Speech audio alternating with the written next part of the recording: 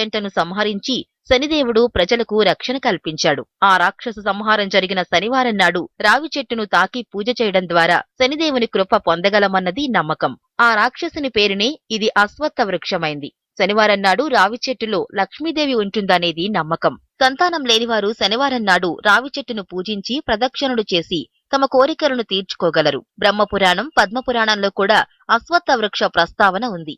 దేవ రాక్షస యుద్ధ సమయంలో ఓడిపోయిన దేవతలు విష్ణువును ఆశ్రయించింది అశ్వత్థ వృక్ష నీడలోనే. రావి చెట్టు త్రిమూర్తుల రూపమని భావిస్తారు. దీని వేరు వ్యవస్థ బ్రహ్మగా, కాండం విష్ణువుగా, ఆకులను శివునిగా భావిస్తారు. గౌతమ బుద్ధునికి జ్ఞానోదయం కలిగింది బోధి చెట్టు నీడలో.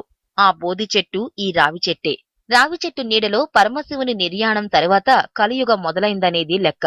ఆ విధంగా నేడు మనం జీవిస్తున్న ఈ కలియుగానికి ప్రథమ సాక్షి రావి చెట్టు. అందుకే ఈ చెట్టుకు అంత గౌరవం. రావి ఆకుల చివర